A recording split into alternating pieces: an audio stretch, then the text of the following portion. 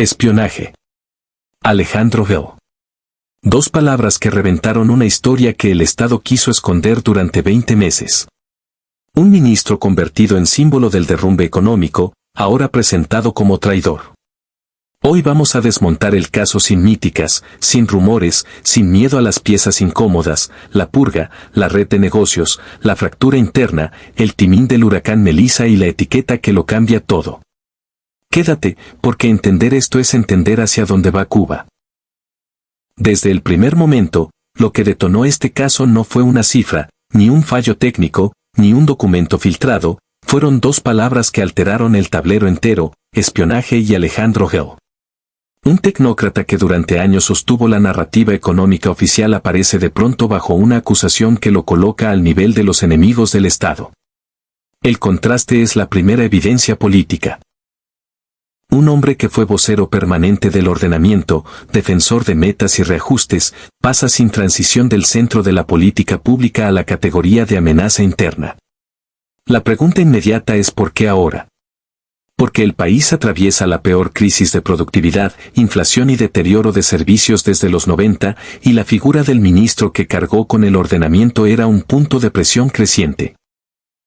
Por eso el 2 de febrero de 2024, cuando lo liberan de sus cargos sin nueva asignación, se escucha más el silencio que la frase oficial. Ese vacío marca el primer quiebre y proyecta una lógica conocida: destitución seca, ausencia de reacomodo, desplazamiento de vocería y un mensaje implícito hacia adentro. Es el mismo patrón de 2009, pero aplicado al protagonista económico de 2021 en adelante.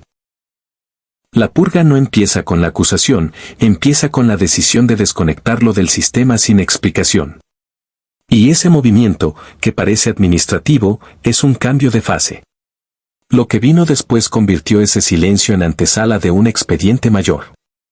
Alejandro Gell no era un cuadro improvisado. Desde 2018 controló el Ministerio de Economía y desde 2019 acumuló la viceprimera jefatura. Eso lo convirtió en el portavoz más ubicuo de la política económica, en la cara pública de decisiones que transformaron, para bien o para mal, la estructura monetaria del país. Su nombre quedó asociado a la unificación cambiaria y monetaria, pero también al deterioro acelerado del poder adquisitivo, la inflación persistente y la sensación de que el ordenamiento no ordenó nada sino que desajustó todo. Esa identificación directa entre política y figura produjo una vulnerabilidad estructural. Mientras más impopulares eran las medidas, más quedaba el expuesto como fusible. Por eso la caída ocurre en el momento exacto en que el gobierno presentaba un nuevo paquete para corregir distorsiones, un discurso que necesitaba desligarse del rostro del ordenamiento. El desplazamiento de vocería hacia Manuel Marrero y la ausencia de un rol posterior para Gell indicaron que su función política estaba cerrada. En sistemas de poder con jerarquías rígidas, cuando un funcionario clave desaparece de la línea, no se trata de un reajuste técnico, sino del fin de su utilidad. Y esa inutilidad política es antesala de otra lectura: si algo sale mal, se puede atribuir a un individuo, no a la estructura que lo produjo. La narrativa se estaba preparando. Falta ver el gesto que confirmó que la purga ya estaba en marcha.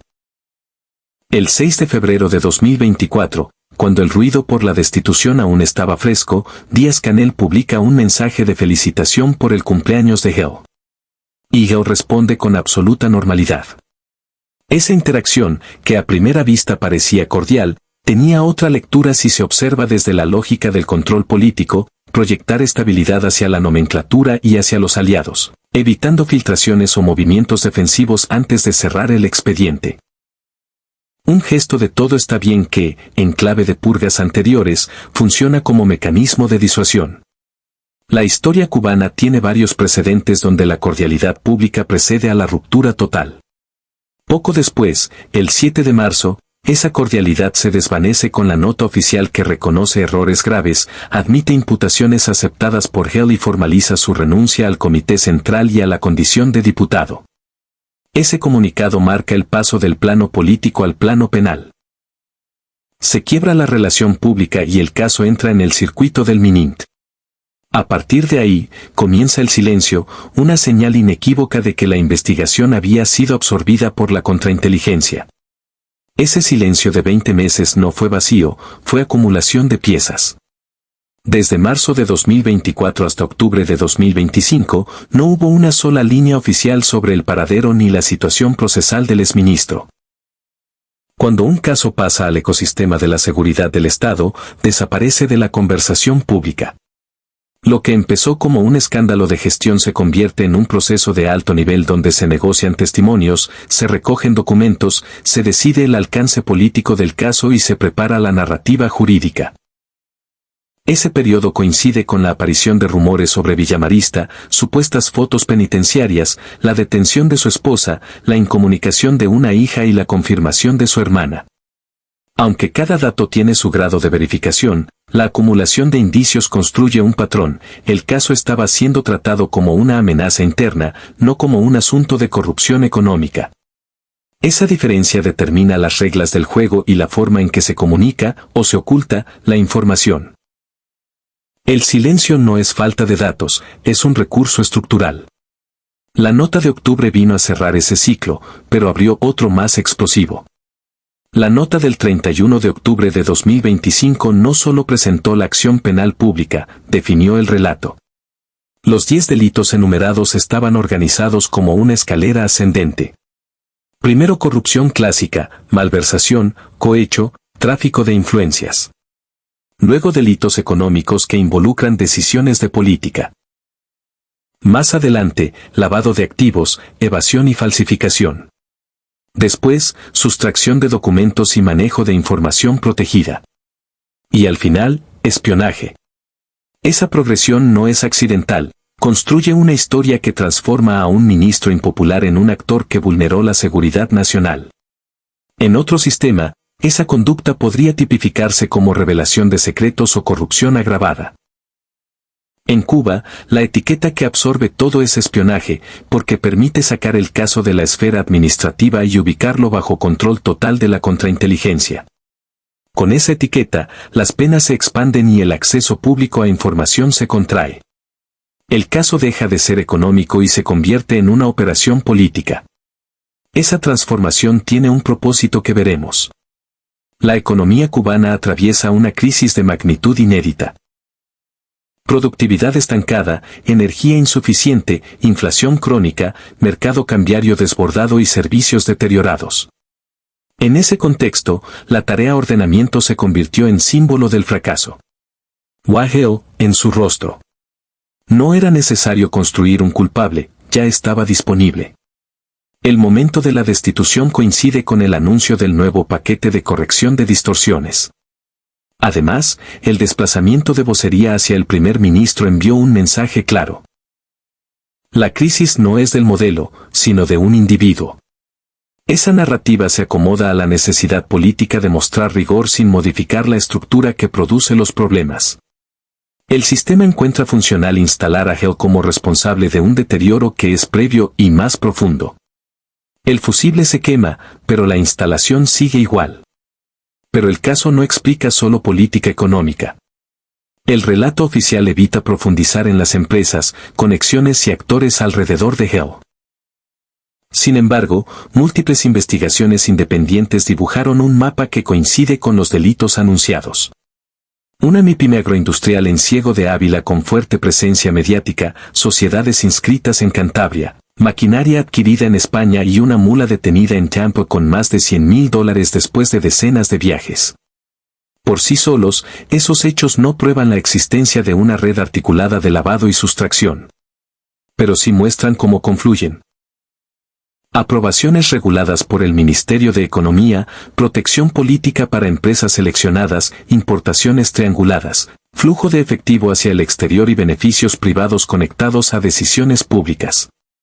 El esquema encaja y permite entender por qué se combinan delitos económicos, documentales y de manejo de información clasificada.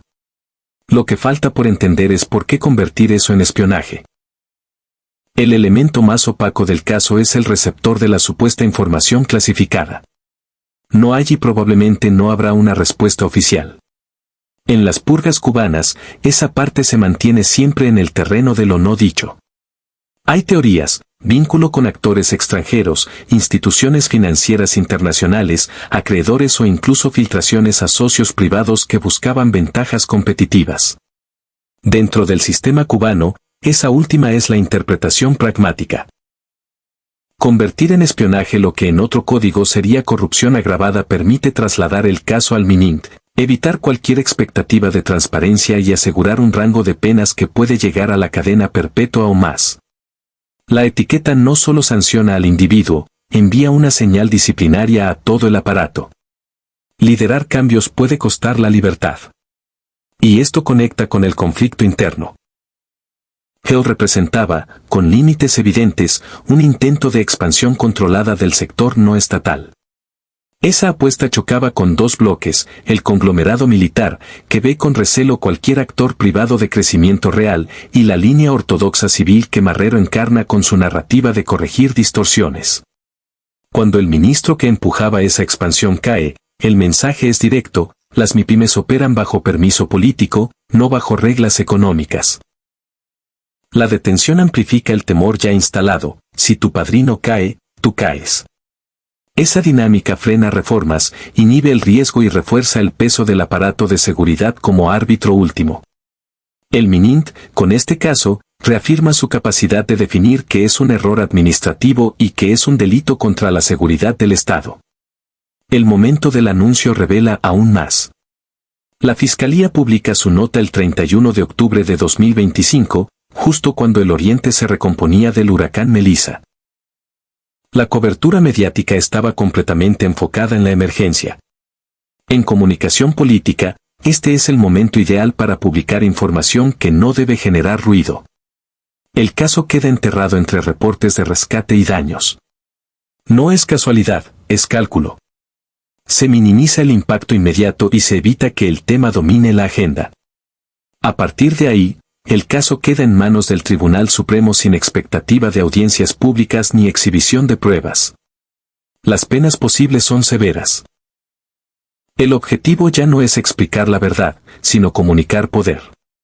El sistema reafirma que nadie cruza las líneas que definen los equilibrios internos. Y con eso se cierra una etapa para las MIPYMES y se abre una de control más rígido, más selectivo y más político. Falta cerrar el arco general. El caso Geo no explica la crisis cubana, pero revela cómo opera el sistema cuando no puede resolverla. Purgas arriba para evitar tocar intereses abajo. Silencios de meses para procesar decisiones que nunca serán públicas. Etiquetas extremas para transformar corrupción en traición. La economía no mejora eliminando individuos, y las señales enviadas desalientan reformas. Lo que queda es una advertencia para quienes intenten mover la línea: el costo es impredecible. En el próximo análisis vamos a evaluar cómo cambia el mapa real de poder después de este caso y qué facciones ganan terreno en el nuevo escenario. Te espero ahí.